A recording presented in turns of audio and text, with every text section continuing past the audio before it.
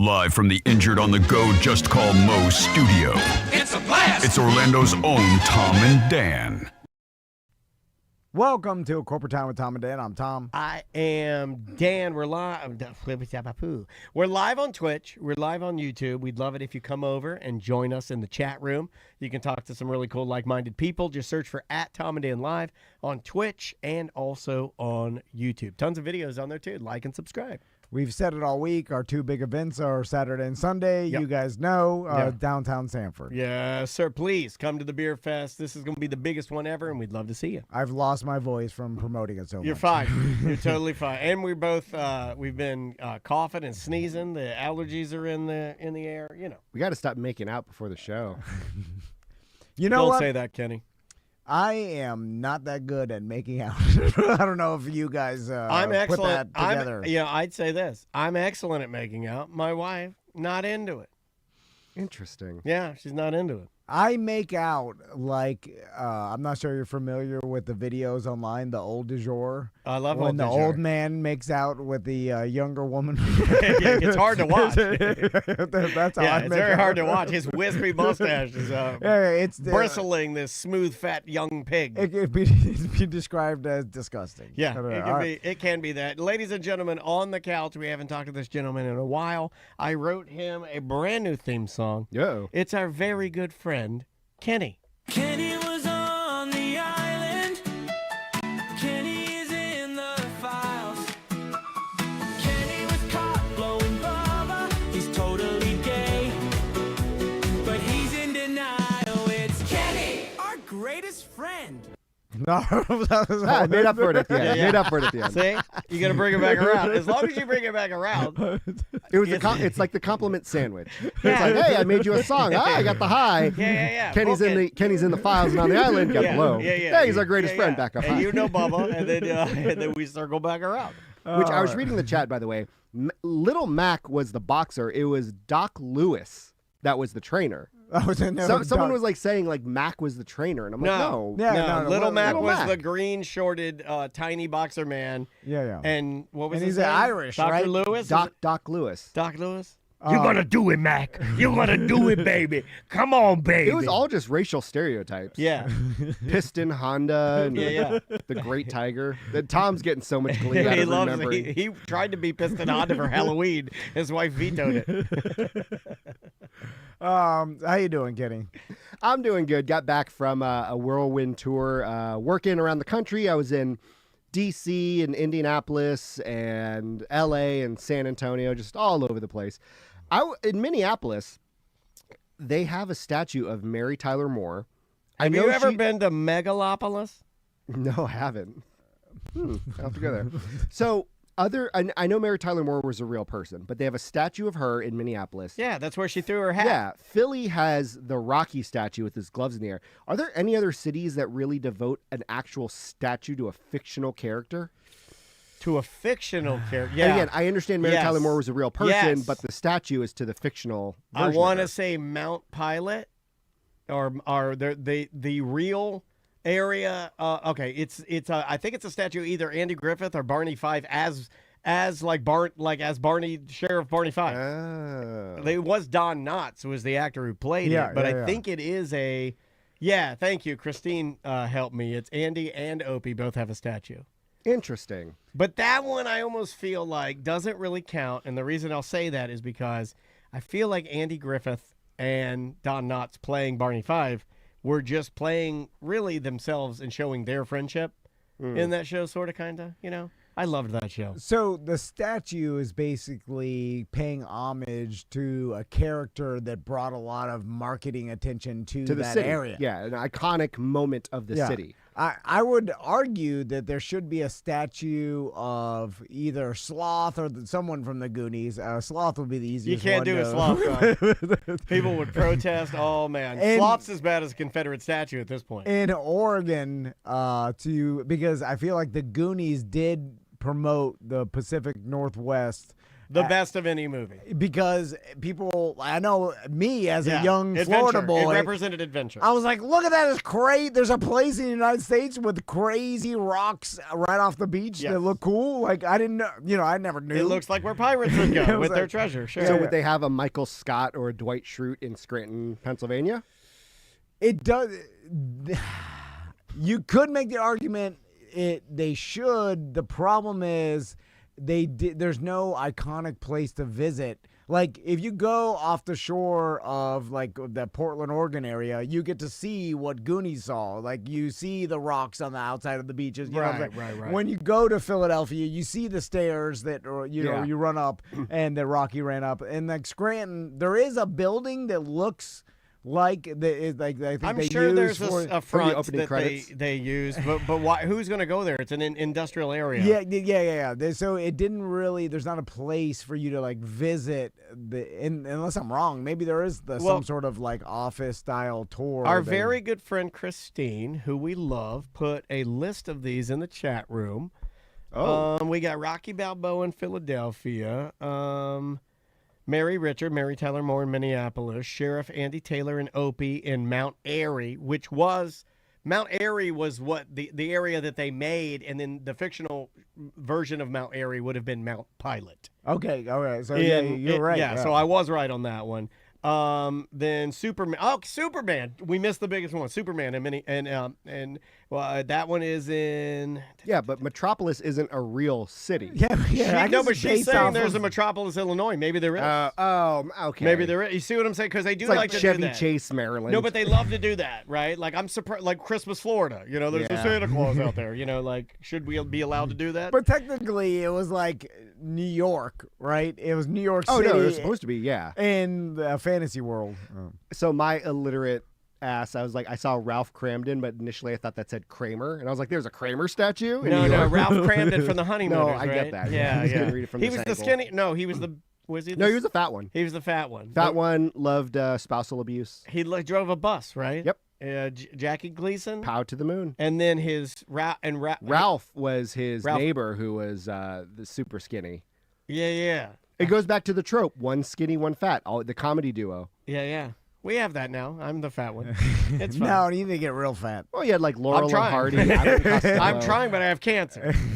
we could eat through that. I can eat through anything. Apparently, ice cream is the key. All the actors they use ice cream diets to gain all the Oh weight. yeah, milkshakes. What's his face? Christian Bale apparently just like consumed milkshakes 5 times a day. Well, my milkshake brings all the boys to the yard. There it is. There it is. Is that the top or bottom? I think it can be either, but I think traditionally I feel like the milkshake is the bottom. No, Okay. at the top, milk. Milk lemonade, guys. Where does the milk come from? So your lemonade shake? Frozen No. lemonade on the That's why- I like a milkshake on the top and frozen lemonade on the bottom. If it's a chocolate milkshake. Yeah. It's lumpy. Anyway, what else you got, Kenny? So, you guys always confounds Tom how there are people who are CEOs, brilliant marketers and everything, and they just come up with like absolute disastrous promotional campaigns. And there's another one I want to you show mean you his about. segment called "How Does This Happen"? Yep. Okay. And it was LG. This was back in 2013. The company LG, they were releasing their phone, the G2, which was their flagship phone at the time. LG. I remember when there was a press for all LG ever. It was like LG washer dryer. Oh, yeah. LG TV. It was like LG, the latest and greatest. And I believe that my father was like, I don't trust it. Like I think he didn't like that LG. Well, they had a cell phone coming out, and so in South Korea, what they were going to do is they were going to launch a bunch of balloons, and attached to the balloons are vouchers that you can get a brand new phone. They were going to fly them all over Seoul, South Korea, and then eventually when the balloons deflate, these vouchers will flutter to the ground, right? And they were going to do this huge thing. They wanted to make a big spectacle out of it, so they told the press, hey guys, we're going to make this big balloon launch on this date, this time, media only. Well, of course, that information got leaked to the public. And so a lot of people are like, well, why wait for the balloons to fly all over the city when I can just go to the balloon release and I'll just shoot the balloons down with BB guns? People had like harpoons with like pointy sticks. Harpoons? People had butterfly nets. Well, they do love fish. So Right, like they're a fish people. hundreds of people showed up to this event. they didn't have any security because, again, they thought it was just going to be media, getting footage of it. So they released the balloons, and like a swarm of Black Friday shoppers from back in the day, they were like, again, firing guns in the air, popping these balloons, taking like sharp sticks and like stabbing it, like trying to collect this. Because these were their flagship phones. So they were like $900 a piece. And they didn't have any security. Like a dozen people had to go to the hospital. Sounds like a free beer fest to me. So, and then, although you could make the argument that the actual, the chaos and this promotion going wrong probably got more publicity. It took than us if a it while went to right. catch up to that, right, though?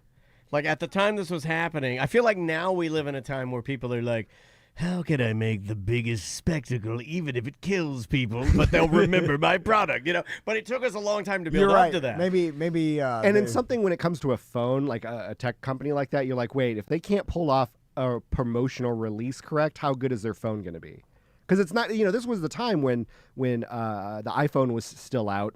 Samsung had their phones going out. HTC was still a thing. So for LG to come out with their phone and you see this is their promotional like whiff with, again, people going to the hospital because they were getting trampled on and stabbed, and like it was almost sitcom like, because there's some footage of like people with butterfly nets trying to swat at the vouchers and like entangling other people and people like getting all stuck in the nets, and it was Very absolute Black chaos. Friday. We were talking about that with our buddy John Graham. I like these sort of things. I love it when we've been a part of some of these things. Like, we've tried to do vouchers and we've done coupons and we've done contests. And undoubtedly, when you do that, the likelihood of something going wrong can be very high. Publicity stunts. I was talking to Daniel about we had a meeting. Let's Remember talk about with it. AI. We were talking to AI about come up with a publicity stunt for us. Like, Tom and Dan need a good old fashioned publicity It's stunt. like AI doesn't even understand what it is. And they're hard. Yeah, dumbest ideas I've ever been given. They're hard to do and pull off, and almost like a failed publicity stunt is easier to pull off. Cybertruck Can we windshield breaking. emulate this? Yeah. Cybertruck's windshield breaking is the example. Okay. Yes. He Was goes on that the real? stage. It's no, I don't believe it was real. Or was that a planned I think failed it was a planned publicity? fail. I do.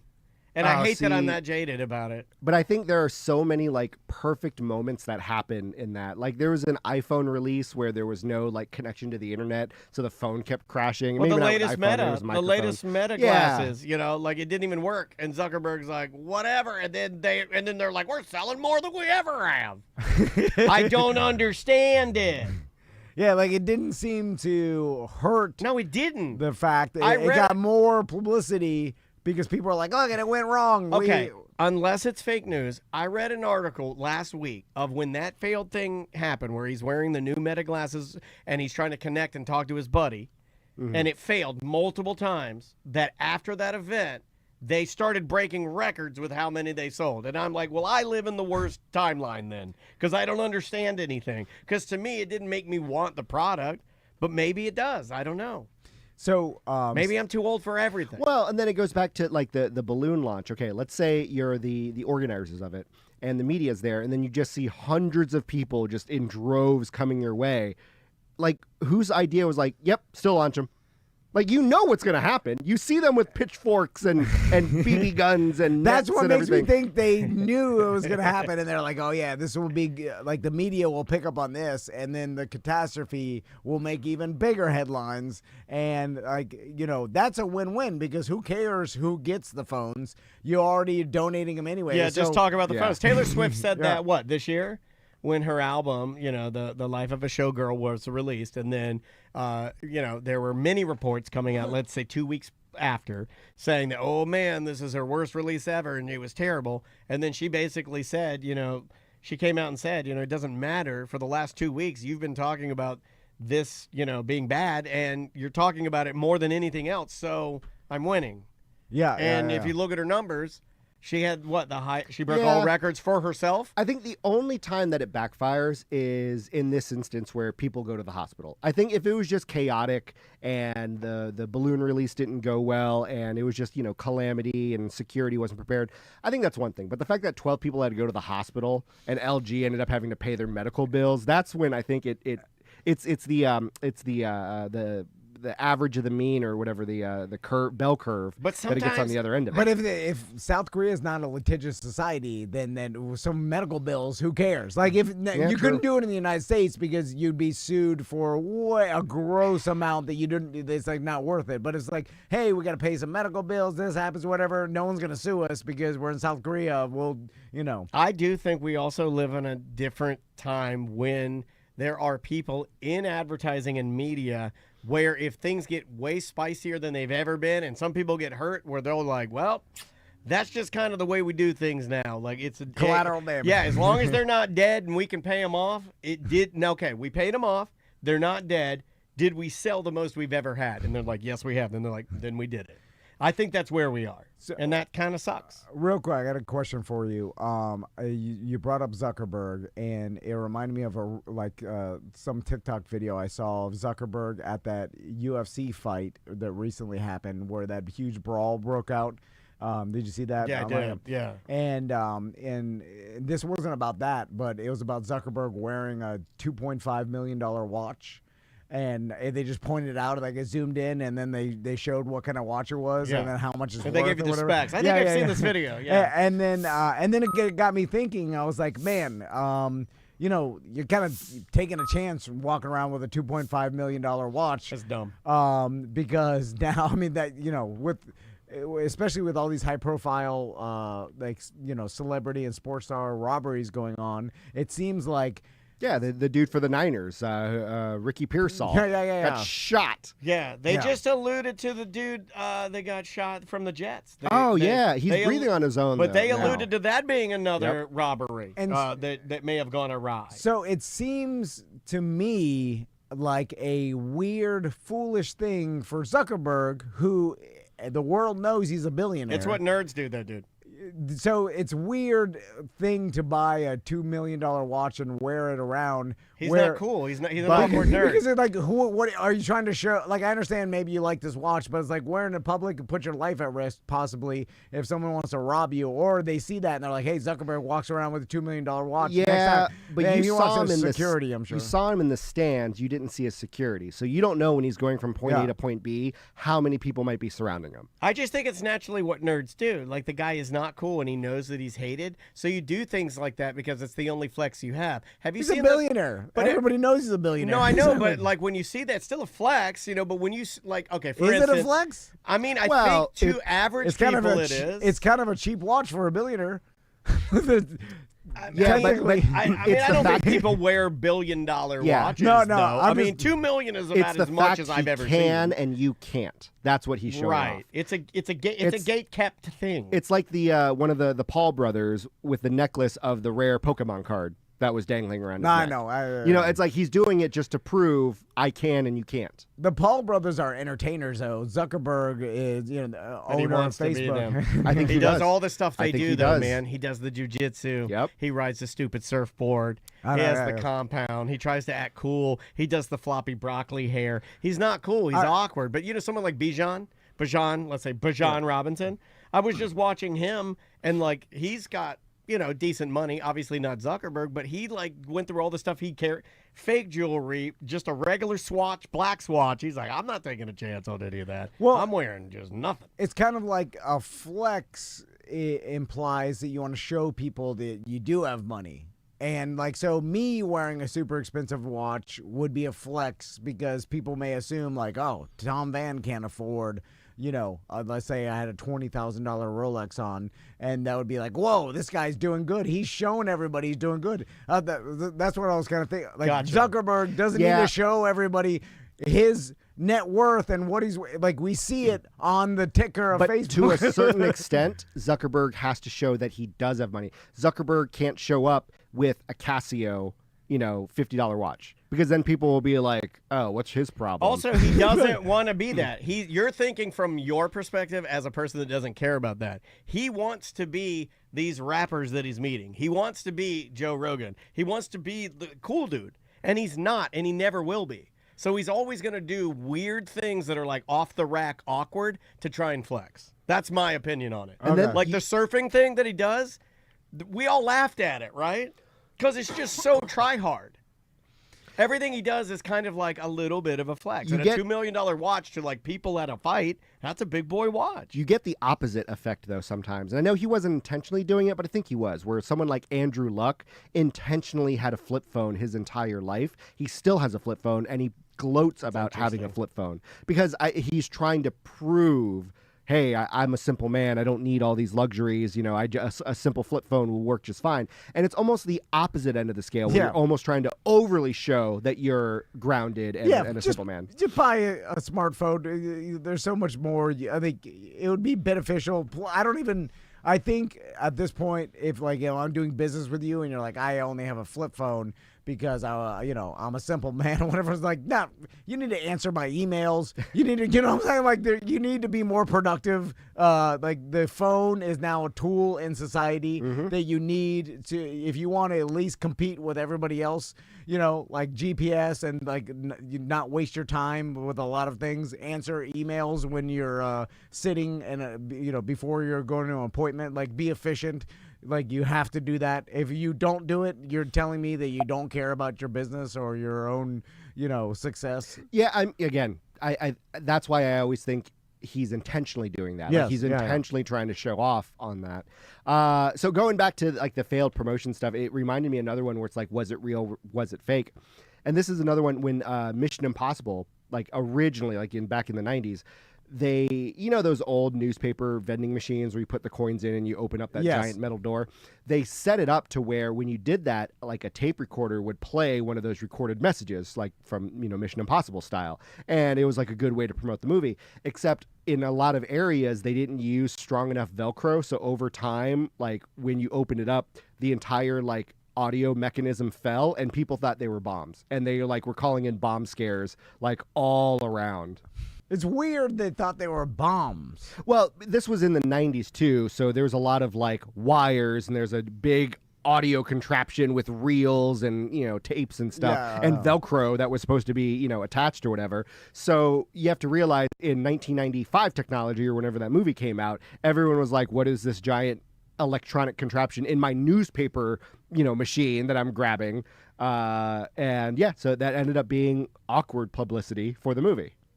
And that definitely wasn't done on purpose because hard to imagine or like pre-plan, like, oh, these things will eventually fail. People will think they're bombs. Then call, you know, it's like. Yeah, you can't.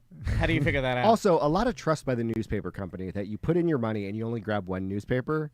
Like, come okay, raise your hand if you ever had to go get newspapers for a radio host and he told you when you paid for USA Today to grab 4. I am too young for that. Ed Till. damn it. I was Till. just about to say, does his name rhyme with fed? Yeah. Filled? Or I'd add Because- 2. It was at least 2. I'd grab a couple. He'd be like, who cares? Dan Lee. Probably one of the worst things I've ever Get done. yourself 4 USA Todays. Yeah. This is Ed Till. I need you to cut out the article and put it in front of me. Anthony Cold Fire Pizza. So, not to switch subjects, but when you said newspaper, it reminded me of something. So, Crystal often yells at me or says, "Get off your phone. Your family's around." Are you wearing a newspaper hat again? He loves his newspaper hat. And He's a little sailor boy. And to her defense, she's right. I shouldn't be looking at my phone. A lot of times I hate it, but Well, you're doing like email and stuff. yes, I see you, I'm and it's doing coming business through at stuff. all times. and I should have like I'm not defending you. I didn't mean to do that. boundaries up, and then just like, hey, do your business at a different time, whatever. But I get caught. I think of something like I'm just randomly with my family, and I'm like, oh, I gotta email Colette, or I gotta email, I gotta email Tracy, or this sponsor email me, and then we got Wix calling in tomorrow. there's thousands of things swirling around in my head, and then one will pop up, and I'm like, oh, if I don't do it now, then It's like fishing. or I gotta remind myself. I could email myself, hey, do this But later. you might as well do it now. yeah. That's Instead of what later. I say. So anyway, I'm ignoring my family, and then she's like, "Get off your phone and quit ignoring your family." So, and then I'm like, What if she texted you that? Would you be more hurt or less hurt? So, but I think people it would have turn him been on. the If you're speaking my stereotype language. of the dad at the end of the table, just looking at his newspaper. That's what I grew up with. Oh, the dynamic has changed. Yeah. And instead of a newspaper, it's just a phone now, and I'm just doing what I saw all dads do I didn't when I get grew newspaper. up. I got TV. My dad was in the Lazy Boy, feet up, whiskey, dog in his lap. The news was on, and nobody said nothing. You don't talk to him. He's decompressing, right? Yeah. But it's like that trope of the dad like looking at the newspaper, and all you see is the back of the newspaper at the table. Yeah. That's been going on for years. Well, he's decompressing. And his wife didn't be like, "Hey, get off your newspaper." It was a power move, though, whenever they were reading it, and then they flapped the top third of it down just so you could see their eyes, and they glare at you, and then they flap it back up again. He's mad. And then the wife never said, "Hey, Frank, what the hell?" Why don't you get off the newspaper? yeah, that never happened. Well, because she knew that he would slowly fold that paper and walk over to her and push her face into a sandwich. I don't know why I thought of that. It's what dads do. They ignore their families. For my dad, it was the mute button or the pause. He wasn't a newspaper guy. But, my mom would just be saying something to him, and he'd have to mute it and be like, "What?" Like one of those. That's what we did. A lot of mute button in our house. Did your dad utilize DVR when that came out? Okay. Because that was something where it's like if you have to mute it, you're missing a part of the action. But that DVR allowed you to pause it, yell at your wife for a bit, and continue where you left off. I have something very, it's kind of sort of sad. My dad, when he was working for all of his companies, when they started implementing like technology and laptops and computers into like what he did as a salesman, he started rejecting it real hard. Like real hard. And he was almost on the way out. So the DVR was one of those things that I tried to get him to do, but he's like, "I don't need that. Is the TV on?" I'm like, "Yes, Dad, it is, but you can record whatever you want." He's like, "It's fine. I don't need to record whatever I want. I'll just get whatever's there." They're more simple. I think that we are so spoiled with the on-demand stuff. It really is. It started there. I think that's where it started, though. I can get anytime I want it. Not to do a Cartman. But it feels like that. Yeah. It feels like we don't need that. That's way too much. It's just get what you get, and then that way you don't become addicted to it. If all I have to watch is old WCW wrestling from 1980s on TV, well, that's what I'm going to watch. And if that's not good enough, then I'll go find something that's not TV. Yeah, We don't do that anymore. We have everything, so we go, "I'm going to find exactly what I want." And half the time, we don't even find anything. We just search through. Never-ending search. Yep. Yeah. Well, it's almost that time where, the time it takes for you to find something, time has passed, and now something might be on live television that you want to watch. Like if it's a quarter till and The Office is coming up next, that 15 minutes of you scrolling and trying to find something, finding the right platform, finding the right show, you might as well just wait that time and watch The Office when it comes on. Here's an honest man and a person that I admire. EJ says, and I quote, "My dad crammed up his DVR with softcore porn. I had to delete so much of it because he wasted all the memory and couldn't get any of his Cub games." That's a great, thank you for your service, EJ. I think if my dad had known that he could put softcore porn on his DVR, he may not have rejected me wanting him to get a DVR. You know what? I just thought of this. We're the last generation to know the category of porno our dads like. Write that down. That's a t-shirt. That's a Tom and Dan t-shirt. Yeah. We are the last generation to know the category of porno that our dads like. Because think about it. Because before our generation, it was so generic, and there's very even little movies at all. And there's like some Playboy magazines, and we're talking like our grandpa had like you the took generic, what you got. Yeah. And then it started when video came out. It started getting into like you could pick your own genre, and then us as kids found our dad's porn and then watched it and knew what they liked, and then like my sons will never know because it's all on our phone. You'll never let them know. Unless you listen to the show and then yeah. Or maybe But they I'm saying, ask you, on would a you generation. share? Would you share if they asked you? You tell them. The new generation. No, but here's the thing. Our dads didn't want to tell us. We stole the video from this closet and watched it, and we were like, "Oh my God, you like pee-pee?" But I did have a reconnection with my dad. Remember? Maybe I had a different relationship because when I got older and was gifted the Pam Anderson, Tommy Lee sex tape, I handed that to my dad. It was almost like passing the torch back. I was like, it was like Mean Joe Green giving his jersey to the kid or the Coca-Cola bottle in the hallway. You know, I was like, here, Dad, have some Pam Anderson on me. It's like sharing the first beer with your kid. You crack it open. You pop in that VHS. Where else you been going, buddy? So I was at the JW Marriott in San Antonio because one of the clients is doing an event there, and I was only there for a day. And I think as a way to try to like ooh la la and like show off to me, they gave me like a suite there. Nice, but it was too fancy for me. And I was only there one night, and I'm like, I'm not going to use the living room. I'm not going to use the balcony. I'm not going to use I use the them all. giant Seems shower like a and tub. waste. Oh no, I do the Home Alone. I jump on the couch. I run to each bed and roll in it. Like if I was there for the week, yeah, okay, I would set up shop. This would be awesome. But I was there for the night, and I didn't even unpack. I just like kept everything in my bag, and I slept in the bed, used the bathroom. That's it. That's all I used it for. And it was like, you spent all this money. Yeah. Oh, I take a bubble bath by myself. I'm smoking weed in there. Like at this point, I'd rather sleep on the streets and you give me the money that this costs. You know, Okay, like, that it's I one- can't disagree with. You know, like you're just. It does seem like a waste when you're staying at a fancy hotel for one night because by the time you check in, like it's nighttime already, and then you're out in the morning and you're just like, I slept here for most of the time I was unconscious. And so I didn't even get, And Well, sometimes you're forced to get like a medium-sized room, not a bad one, not a great one because they're all sold out, but a middle of the road, and you do get that buyer's remorse of like, I just spent $600 for one night. I remember after me and Crystal got married, the first legal one at the Orlando Predators game. Okay, I appreciate the clarification. Bushy got us like the president's suite at the embassy right here downtown. Oh, you mean the La Bohemian? No, there's the Grand Bohemian, then there's Embassy Suites. NBC, yeah. The NBC suites, NBC dog. suites. It was the one where the travel arena teams would stay at or whatever. It Yeah. was a cheaper one, but they do have a president's suite. It's nice, yeah. And it's like, bigger bathroom. Like the bathroom's the size of this room. It's not nothing crazy. Yeah. But and it had like a tiny little like dining room, Yeah, I like that. Those are cool.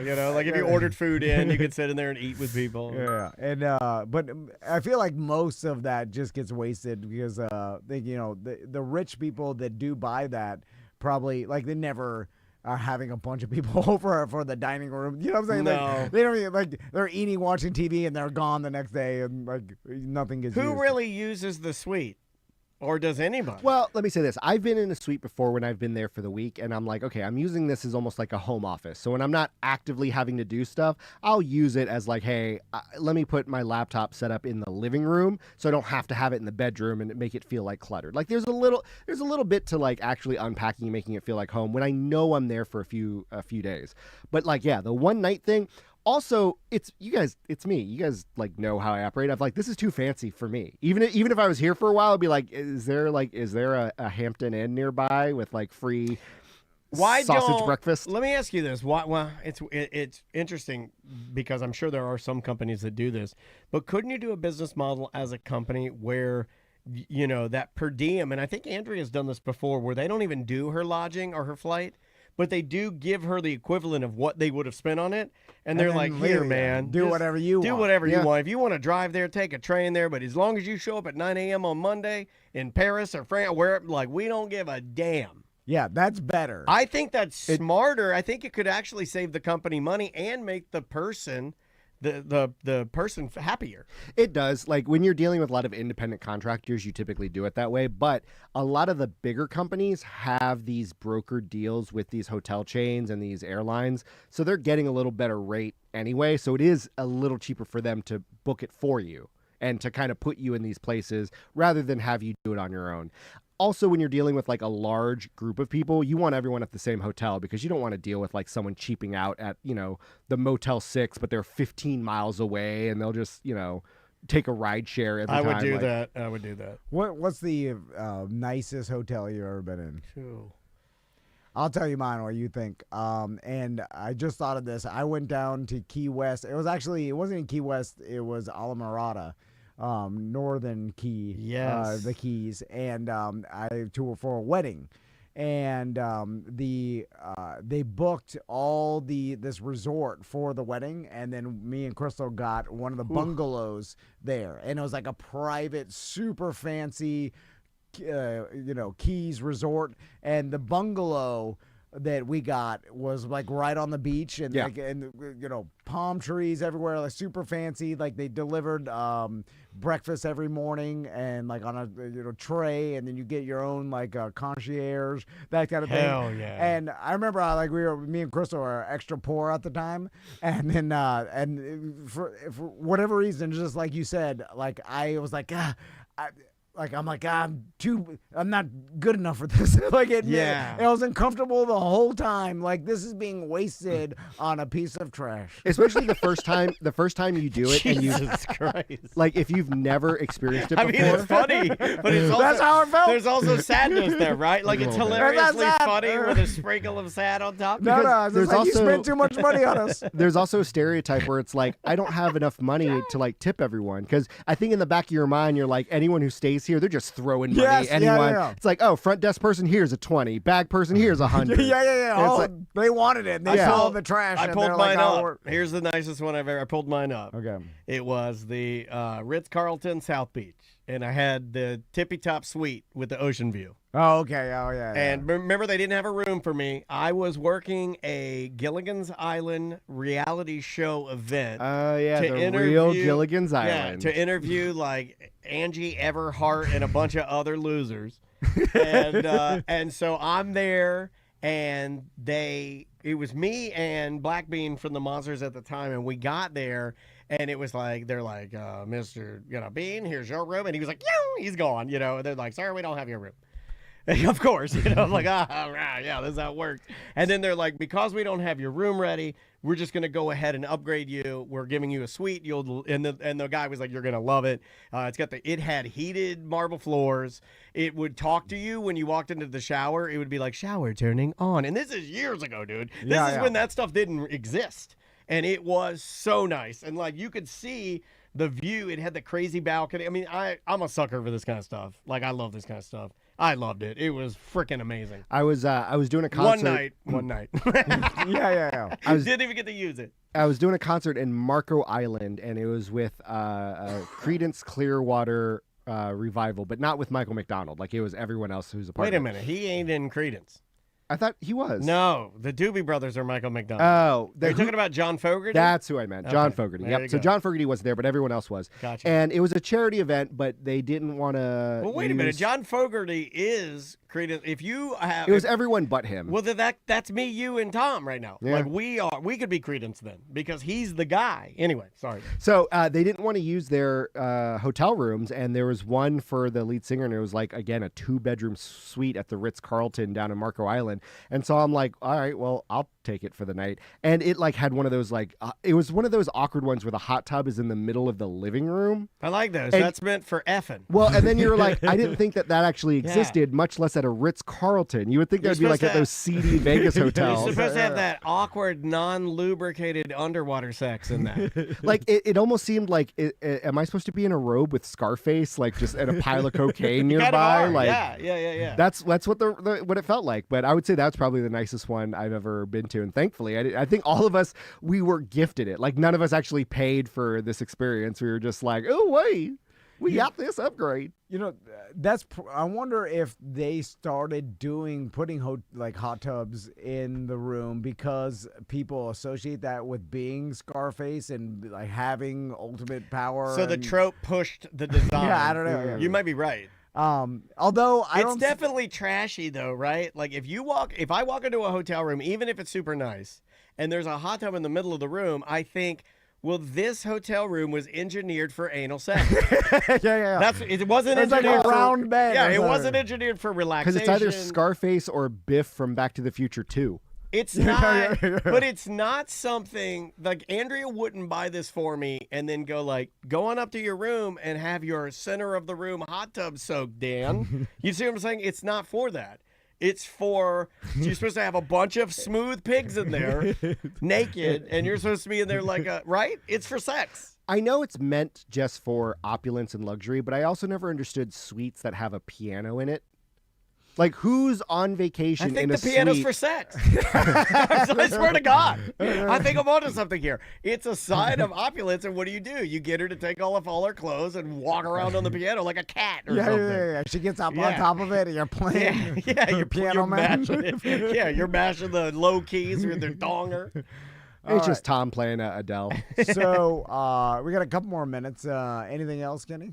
I think we're all sick here.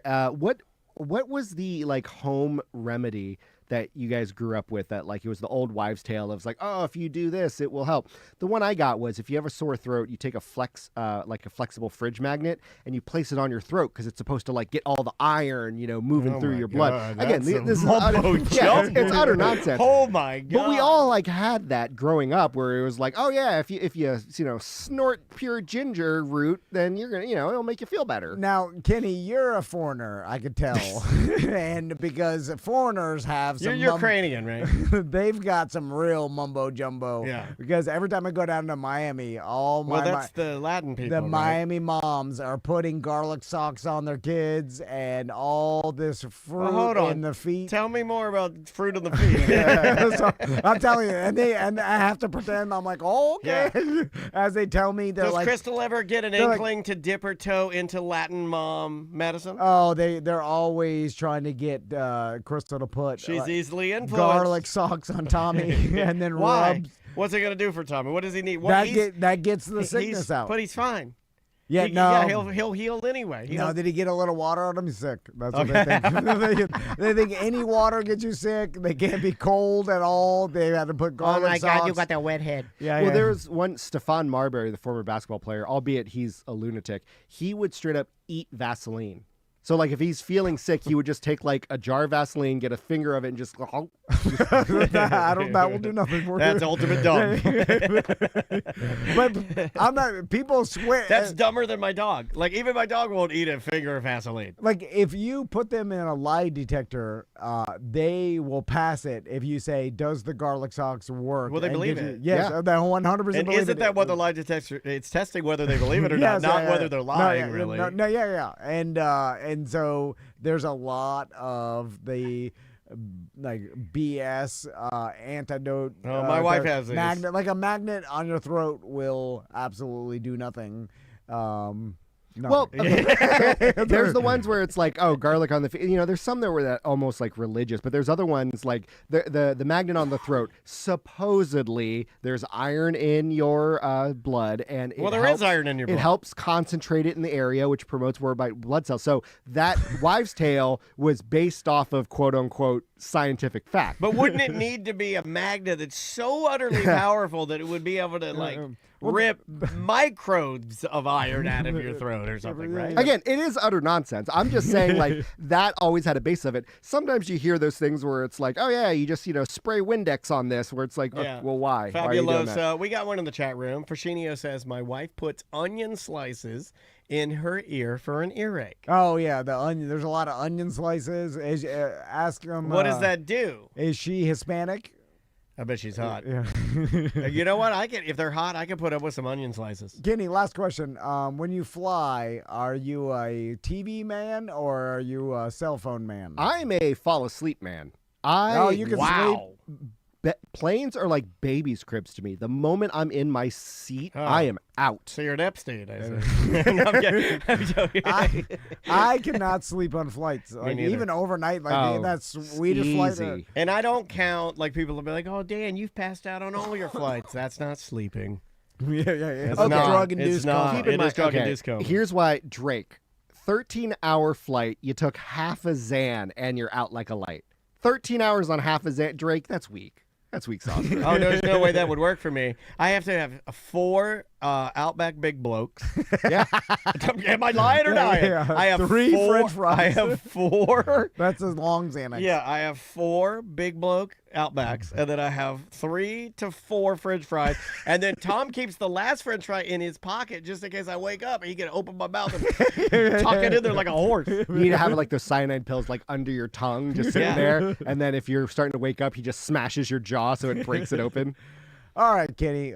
We appreciate you Good coming to see by. you, buddy. No, Hey, thanks guys for hey, having me here. Anything you want to promote? No, I'm actually sleeping in my own bed for the first time in Congrats. like a month. So the rest of the year, I'll actually be in You're town. home. And of course, you guys schedule every event during UCF football games, so I can never come to your beer Well, the fest. team's not good, so come on out to our event. The money's already spent, Dan. I love UCF too, but I'm just saying, like, we are not Well, doing well. We got aren't. 2 events. You can come on the Sunday You one. come Sunday. Yeah, but text me. But Text all, Tom. all We'll the get beer is on Saturday. yeah. Yeah, we'll get you some drinks. Sampling. We all got some money. Let's buy some beer. Yeah, I'll buy you a beer. Come on, I'll buy you as many What's beers the as you nicest want. hotel room in Sanford? Let's all get it. You know, they were supposed to renovate this this old school hotel and make it like a new one. I remember Paul showed us like years ago. I don't know why they haven't done anything with Probably that yet. government, Yeah. if I had to guess. But they need to build more hotels and Airbnbs in Sanford. Yeah. Anyway, all right. And they need to bulldoze more tents. When you see tents, just bulldoze. I'm kidding. That's just so heartless and terrible thing to say. Why is it? I don't know. I don't know why I said that. We'll see you on Monday.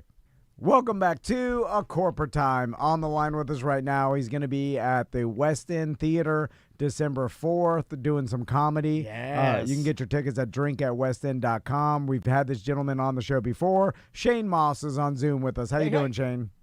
I'm great. How are you guys? Really good Good. to see you, man. I mean, brand new tour, and all new material. It's as crazy as stories yet. And I guess my first question to you would be, in order to get these crazy stories, because a lot of them seemingly are psychedelically induced, if that's even a way to say it, do you have to take breaks when you're trying to discover crazier stories? Do all of the stories involve some sort of psychedelics or no? Are you trying to tell me something? Yeah. What are you, my mom? Come No, on. but I'm just wondering if you do, like, if you're like, because if I remember correctly, I think the last time we talked to you, you had stepped away from marijuana. Yeah, that's just that was I loved that stuff when I was a teenager, had 4 glorious years, and then it just stopped agreeing with me. So certainly there's times when just like, you get into something for a while and then it stops sort of agreeing with you and you move on to the next thing. Life's a moving target. It's the same with like, sort of wellness things or whatever else in life where you get all excited about like playing pickleball for a while and then maybe your excitement plateaus and you get into mountain biking or what have you. And sometimes you kind of keep going with the one, and other times you sort of lose a little bit of interest over time. It's no different than anything else in life. Yes, you need to take breaks if you're doing regular large Yeah. experiences with psychedelics. Big boys, yeah. For sure. But yeah, that's always up to the individual. There's certainly a lot of pressure for me as a comedian to probably get myself in more pickles than I would otherwise because I've monetized my insanity. Yeah, Yeah. no, that's an excellent observation. I always do tell myself when something's going horribly wrong in my life, like at least I'll be able to tell this on the show and Exactly. get some content out of it. That's very much the like that's the sort of stuff that you run into where like I remember when I first got into like DMT dimethyltryptamine like I don't know 10 15 years ago or something like that. It was a really rare thing to find, and I was in Scotland at this festival, and this guy was like, "Hey, if you need any?" This comic was like, "You need any like weed or anything?" I'm like, "Well, you don't have any DMT by chance? You're nowhere to find it, do you?" And he was like, I know I might know somebody, and he calls me back a couple days later, and he's like, good news, bad news. Like I did find a guy. Problem is, he won't sell it. He'll only give it to you. I was like, well, that's okay. That's great deal. And then he's like, also he lives in a tree house.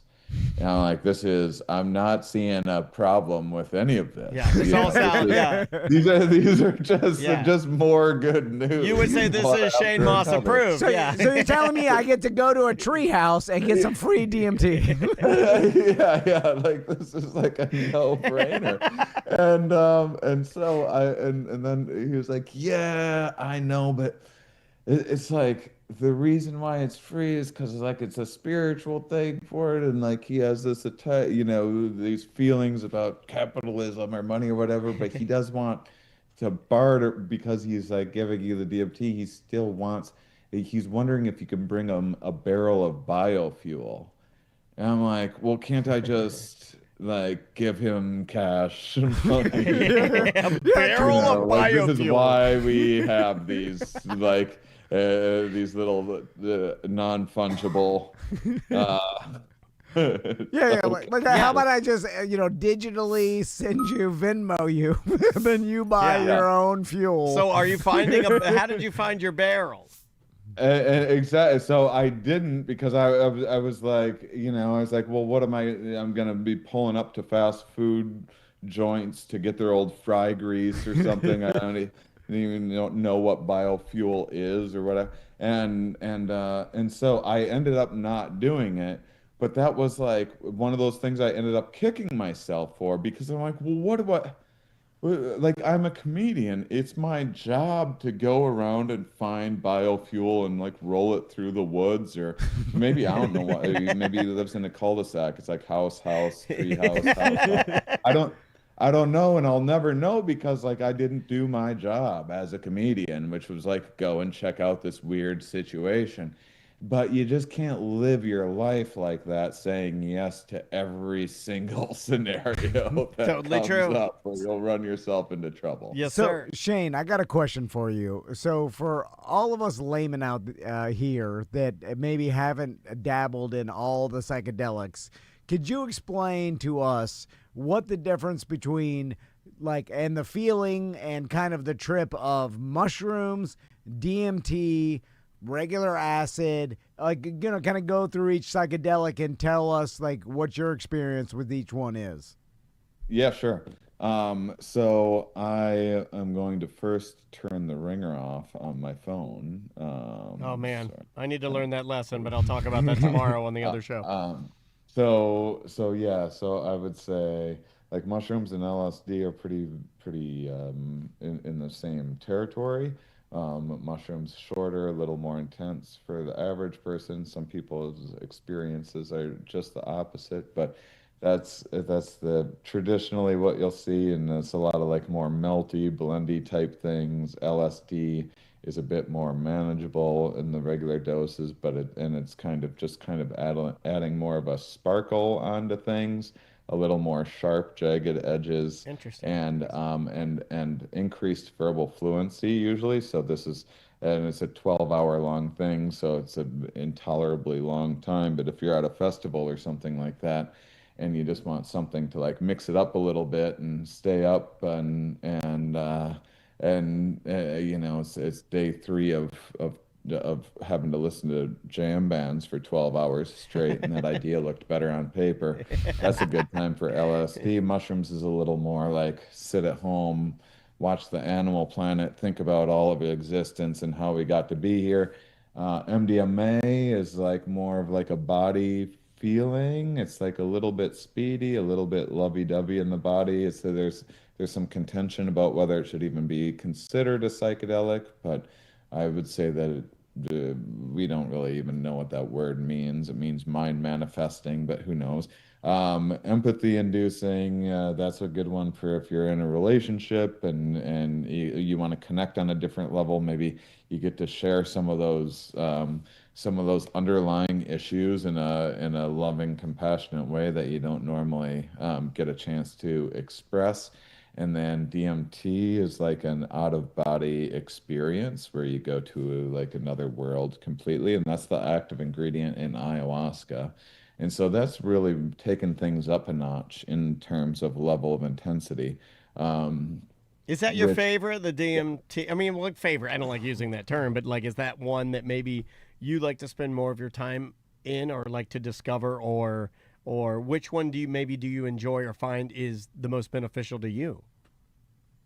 Beneficial. I mean, I'm an explorer and an adventurer, so I don't oversell the benefits, although I don't think they need to be oversold because I think that there is a tremendous amount of mental health benefits for psychedelics, but that's not really my Gotcha. role in the space. I think that there's a lot of people out there that I think that there's a ton of potential and we need more research, and also that there's a lot of overzealous claims being made Yes. that I worry about people jumping into these things that don't quite know what they're getting themselves into. And so something like ketamine is actually pretty good if you're looking for something a little more toward the intense side, but you're new to psychedelics and you want to have a real experience, and it's more of like a mental health type of thing. You're looking to break up some ongoing depression issues, some anxiety, that Yeah. sort of thing. Because there's professional ketamine clinics pretty much all over the place. Ketamine's a Schedule 3 rather than a Schedule 1. Schedule 1 is the most restrictive. Cocaine, amphetamines, opiates and stuff are Schedule 2. Marijuana and psychedelics are Schedule 1, according to our government, our federal government, which will hopefully change one of these days. But it's just some baggage left over from the Nixon campaign way back when, and no one's really done much to change it. But ketamine's protected under international law because it has a lot of good hospital use, and traditionally it's been used all over the place for surgeries and relatively safe when administered properly. But in the right dose, you have this whole kind of out of body-ish experience, and it seems that for a lot of people, it makes them kind of able to let go of some of the patterns that they're in for at least a short amount of time. Yeah. Something like suicidal ideations seem to subside immediately in a lot of people, and so there's a lot of there's a lot of potential like acute use there, and you can have it administered professionally. So because of Yeah. that, and it's legal and everything else, that's kind of my go-to in terms of if I were some new person looking to get into the space. That's a good answer. Do you think the Matthew Perry thing with the ketamine set ketamine back, the marketing of it, people like all of a sudden they're like, oh, like, it was being marketed as like this is helping people and it's helping professionals or It hits the administrating news cycle, hits the churn. and all of a sudden, like, Matthew Perry, ODs, I guess, and they attribute it to ketamine, and like, I guess, technically drowned, or I'm not even sure. I'm But not even sure. when you saw that, what did you think? I mean, could it happen? I suppose. The story doesn't make that much sense to me. Was that the only thing they found in his system? Either way, yeah. I mean, there's always going to be issues with these sorts of things, which is why, I advocate for doing them in a clinical setting and not a hot tub. Right, yeah. At the tail end of lots of other drugs. Well Yeah, said. yeah. Yeah. Yeah, it set things back quite a bit. It was kind of a double doozy. 2024 was a really bad year for psychedelics, I would say, or they kind of peaked around 2023. There was a lot of enthusiasm. The MDMA was going to FDA to after all these incredible studies for PTSD. It was going to get approved by the FDA, Yep. and everything was looking very good after decades of work and working in the FDA to approve this for use for PTSD, and then that would hopefully lead this cascade toward creating more change. There was some drama within the psychedelic community that kind of led to some sabotaging and stuff, and FDA ended up not approving it. That was around the same time the Matthew Perry thing happened for ketamine. So MDMA and ketamine took a huge hit right at the same time, and unnecessarily so, if you ask me, especially because those are pretty benign, safe ones. And meanwhile, the things are opening up in other ways where there's like a whole bunch of crazy stuff at head shops that I don't think anyone should be doing. But they're just because of the way the market is, there's just weird. I'm glad you mentioned animal that. Yeah, Okay. that's all over my feed right now. Are like these gas station, I guess I'm using air quotes, medicines or things that like salvia. I mean, there's even stuff I've never even heard of before that are in these little, kind of head shop So deals. isn't it salvia, Shane? That and I forgot the comedian's name. We talked to him, but like it's spread around the internet where he's talking to Joe Rogan, and he said he did it and then lived a life like he was basically lived a 2 month or 3 month real time in his mind life, and then snapped out of it, and he had this insane like time lapse. And apparently, a lot of people have reported the same thing, where they, they pass They go out. in for months, But 3 months. They pass out for 30 seconds, and they're like, I've been here for months and months or Yeah, years yeah. or something like I have that. heard that. What is that? multiple lifetimes, I would say. I would say a few months is really underselling. Like if I was going to give I was in there for someone 2 salvia, weeks, Shane. A multiple I'd be lifetime. like, just so you know, because I wouldn't want someone coming out be like, I thought you said it was just gonna feel like a few months. There's multiple lifetimes. He's like, I was there for Yeah, 4 yeah. full lifetimes. Yeah. I mean, so our consciousness, this thing that we call us and our experience, I mean, there's no clean way of talking about these things without sounding like completely woo nonsense, but this is grounded in, you could ask any neuroscientist on earth and they would tell you that our conscious experience, whatever it is just a tiny little sliver of what the brain is doing. My intuition is that there is lots of other things going on in our subconscious mind all of the time, including running plans and simulations about our future and what we're going to be doing after this interview, and where we're going to go to dinner when I come through Orlando or whatever, and kind of imagining these things without those simulations necessarily being delivered up into our kind of mind's eye where we more tangibly feel those things. And this is how we make our way through life and consolidate memories and everything else. I believe that psychedelics create some inhibitory effects that allow your consciousness to experience some of those spaces that you wouldn't normally. And the speed of those spaces is a very different works on a very different timeline, because if you think of the way that the brain usually works, like 1 second is a very short amount of time for us. But if your hand is on a burner or something, 1 second is much too long for a brain to respond. And so, And then like people there's in car a lot of crashes. time dilation that happens. Yeah, and people in if car you're crashes on a different level of perception. talk about experiencing time, and it slows down, and that's you've heard that so many times, like when an emergency or like a crash is happening, something, so Exactly. it slows down. Everybody says the same story, like, yeah, time slowed down for me while this emergency was happening.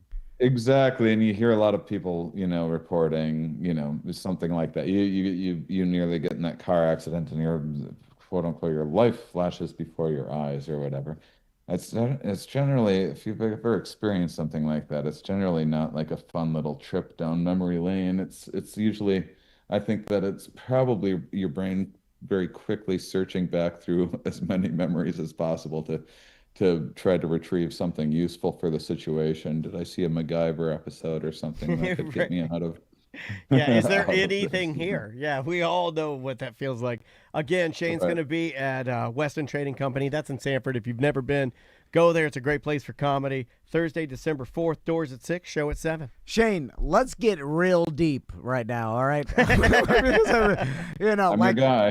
Yeah. So I'm fascinated by all this, and I'm fascinated by anytime I see someone who's into psychedelics start explaining to me like, man, my life has changed. I've seen the truth. and that's a similar narrative to a lot of people that have done and experimented with psychedelics a lot, at least enough to get into heavy doses where they go through experiences that change them in some way. Right. And they always say, like, I've seen the reality Yeah, I of know, understand what's happening here. of what we're doing, and then like I like marijuana. Sometimes when I get really high, I start thinking about, like, what are we doing? Like, why am I working day to day only to, like, my life is short. So I why am I just living in this society, working, paying taxes, doing that? Like, I should be out experiencing life. Why the hell? Like, I'm just all gonna be dead one day.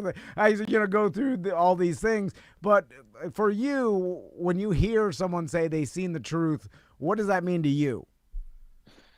Well, I've actually never heard anyone report marijuana leading them to dislike their job, so that might be unique to you. Well, a lot. If you, yeah, He's like an that- angry. He gets really pissed off when he smokes weed. Next, you're going to tell me it made you want to play video games. or when you eat it, doesn't it man. have a psychedelic effect a little bit, Shane, when you eat it and ingest marijuana? Yeah. So I mean, in terms of seeing the truth, I do think that that is, first of all, it's so there's a couple things going on here. One, I don't mean to dismiss anyone's lived experience, and also I'm going to dismiss a lot of people's lived experiences. Yes, I love Sorry. dismissing. I, but with respect, I think that a lot of times those what I think this goes more to say leads to more evidence that this is inside of your mind, that it feels so these qualities that people describe, which is like, it feels very alien, but it's familiar at the same time, and then it feels like more real than reality, and but resonates in some way. I think that's just because it's a different part of your operating system that you're not normally privy to. That certainly doesn't explain everything and everyone's experiences, because it would take hours and hours to do, um, but I think that, yeah, especially when you're new to it, you go, "Oh my God, that was everything. That was the absolute truth." And that's how it felt. And then you go, "Well, screw this reality."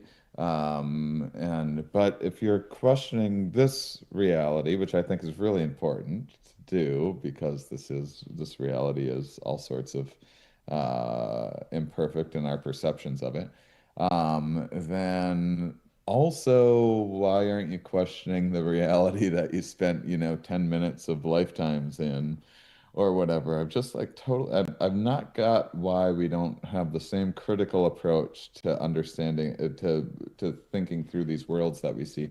And generally, what you'll find is people that either haven't done psychedelics or have only done them once are the most convinced that their perspective of this experience was this, like, one true reality.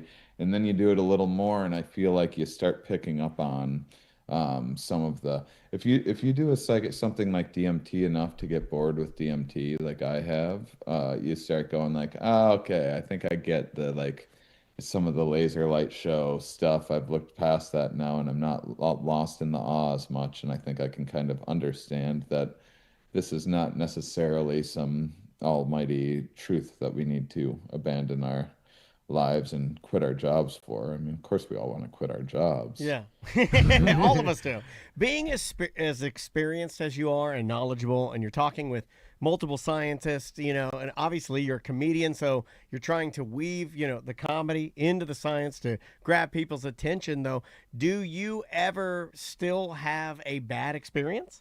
I mean, you know a lot about it. Bad trip. Yeah. Do you set yourself up for success, though? I would imagine that knowing you, this is our second time talking to you. We find you super fascinating, but you're the guy that I would think of when I'm talking to Tom. I'd be like, well, Shane's obviously going to set him up for success. He knows what he's doing, right? Like, we might bumble it. Do you still ever have a bad, or do you ever still bumble it, or, like, does that happen? Yeah, I mean, especially because sometimes there's like a new one or a new thing. I'm Yeah. like, oh, on hearing about this. That sounds interesting enough, you know? And then I go to do it with someone, but then I'm like Shane Mauss, the psychedelic comedian, so people think that they ought to give me like a little more than they would give a normal person. And I'm like, "Well, can we go low? I would like I would like the body buzz thing." They're like, "Yeah, yeah, this would be like a small like a body buzz." And then I like do it, and I'm like, "Oh." Yeah, that was not. And then they're like afterwards, they're like, "Oh yeah, well, I just thought you'd benefit from like doing, 10 times what someone's supposed to." Like, oh, you didn't, like I didn't, I didn't sign up for seeing the end of time. Um, I just wanted like to feel like my feet to feel a little fuzzy for a couple Right, minutes. right. I just want to see some. I want to see some fairies flying around or something. I didn't necessarily Yeah. want to go But to the end of everything. when you're seeing that, see, that's what I think scares a lot of people like myself, where like I've done micro doses of mushrooms and stuff, but like the mega dose, they're like, oh, Don't they? What do they call it? The hero's dose? Hero's Isn't that dose. what they toss around? Yeah, come on.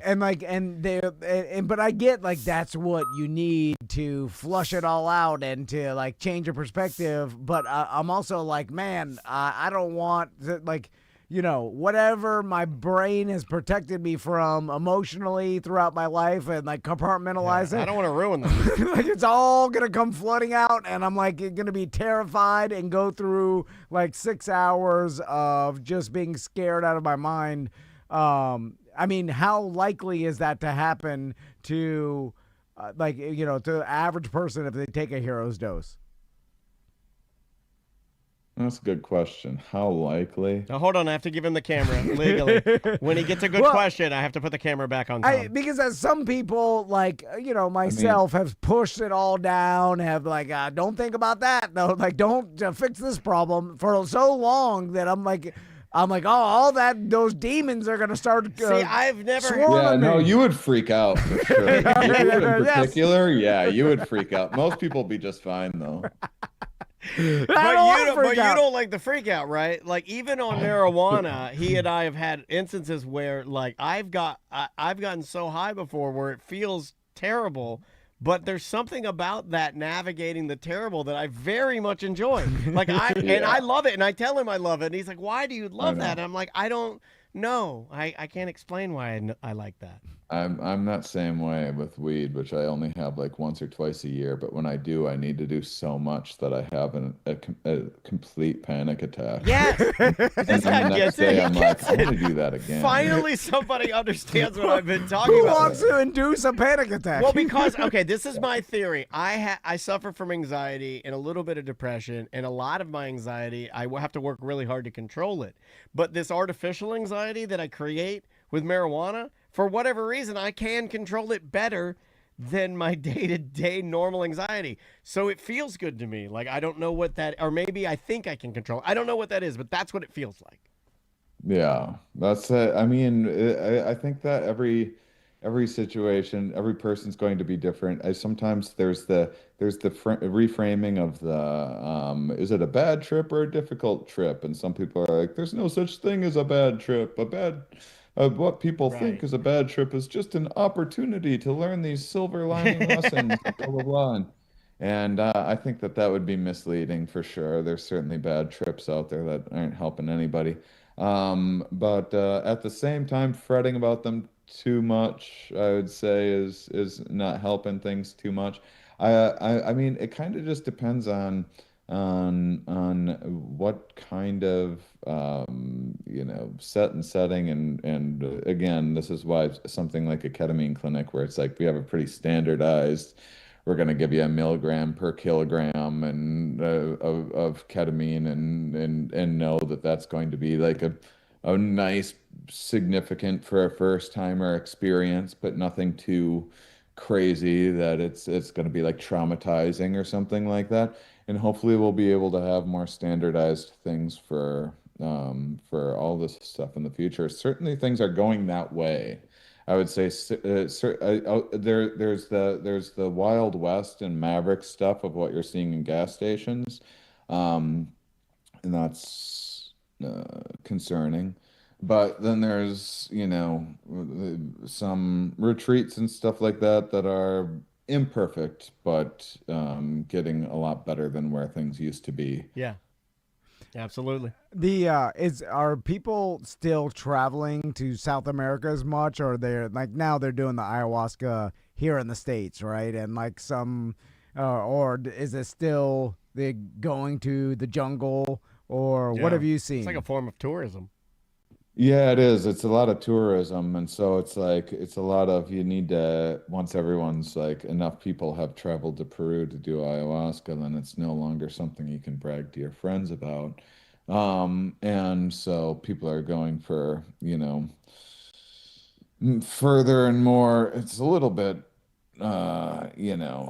just just novelty for novelty's sake, and people are getting into, yeah. There's Ibogaine tourism now is a big one. That like I haven't done Ibogaine, and that's like What's that? that could be like a 24-hour experience. I remember I asked Rick Doblin of the Multidisciplinary Association of Psychedelic Studies because Ibogaine's really intense. They have like defibrillators and everything nearby. It's Whoa. something that people use to break addiction and all of these other things. And so I asked him, I was like, Rick, I was thinking about doing Ibogaine, but I've heard it can be like a 12-hour nightmare. And he's like, oh no, it can be much longer than that. Oh no. With a So defibrillator, like your heart can stop.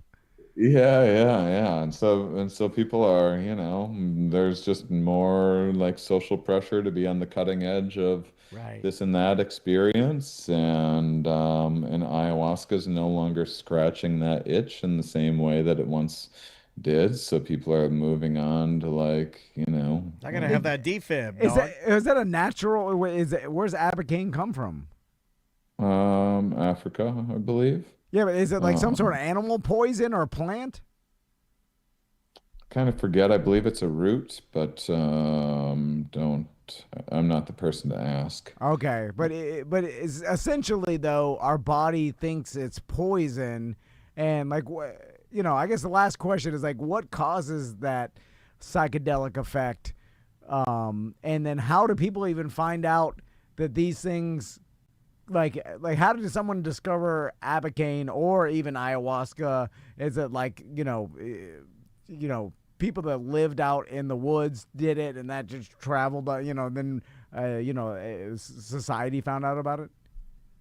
Yeah, I mean, I think they evolve slowly over time. Well, it seems a lot of hunter-gatherers and things will try like tiny little bits of things, and usually after like a dieta, meaning they'll like sometimes go intentionally without food and water for a long time, and then have like the tiniest little bit of a plant to see like to like really feel every bit of it because they haven't eaten in a few days and that sort of thing. And so that's how some of these things maybe start taking off in the first place. And people do microdose things like ibogaine. And so maybe it started that way, and then you go larger and larger until you overshoot things, and then sometimes overshooting things is a experience within itself where it's just like you aren't a man until you've had this experience, and then it becomes attached to this like formative experience Yeah. of like you got to do this thing and It's then ceremonial, hang. and then it becomes, rites of passage for man or something, right? Like, Yeah, you tie your balls to a tree or yeah. whatever, and everyone slaps you while you're taking a weird herb, and then afterwards you're a man, or Yeah, whatever. yeah. Like there has to be That's some what's sort of wrong with the hazing world. We got sort of rid of all that. situation. There's no more. We can't just let manhood just like happen through time Yeah, and Shane, you and know. hormone. You need to do something like deeply traumatizing to yourself. That's the problem Um, is we don't have any men tying their balls to trees anymore. yeah, Getting that is the slapped. problem with Wait men until I today, tell my for sons sure. what they have to do to become a man.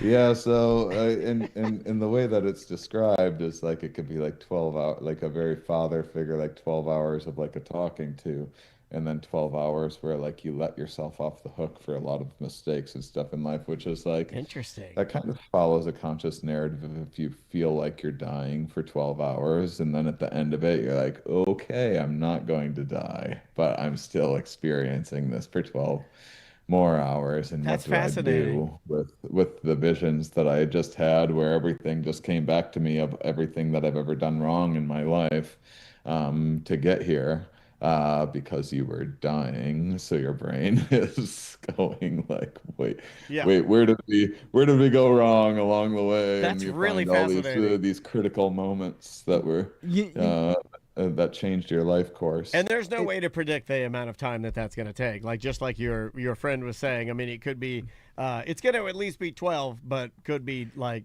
way more. It's also interesting because a lot of people report after a near-death experience that they look at life differently after that, and so Right. I wonder if that all ties into like extreme trips. sure. Is like your mind thinks it's a near-death experience, and then like you come out at the other end More you're different. appreciative, or yeah. Well, Shane, we appreciate it so much. Again, get your tickets at drinkatwestend.com. December 4th, he's going to be at the West End Theater. Go and see Shane Mauss. A and- great place to see it. They just, the theater's phenomenal. Shane's been there before. The West End always treats us right, and they will treat you right. Thank you for your time today, man. It's always a pleasure talking Thank to you.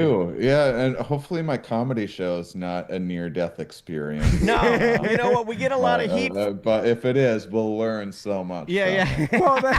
Well, that's the thing, Shane. Like, obviously, you're a comedian, so like, what we're talking about today, like, and I'm sure some of it is relevant in the show, but it's like I just like having a discussion about psychedelics Yeah. with you because last time I appreciate you We don't guys. get a lot of smart people on our show. So when Yeah. we have one, it's like it's fun to pick the guy's brain a little bit, Thank you for your time, thank you, man. And guys. we'll see I you in appreciate ya. Sanford. Okay? See you, man. What's that? I said we'll see you in Sanford. Thanks so much. Thank you. See ya, you, man. I fumbled the ending. God So damn. close. Fumbled the ending. Oh, we did it. you're Fumbled so the- close, so so all close. perfect. And He's then like, what's that? And I'm like, I love you. you're like, oh, what? Oh, What? Oh, you're What was cutting that, out. Dan? What was that, Dan? I have diarrhea. I love you. I think he cuts out, and then he's like, "Oh, he's calling again." What? Oh, Yeah. hold on, hold on. What was that, Dan? God damn, I have diarrhea.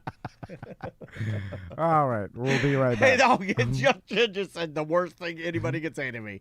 She said, cringe. I hate cringe. Anybody tells me cringe, I'm like, you're cringe. You think I'm cringe? You're cringe. We'll be right back.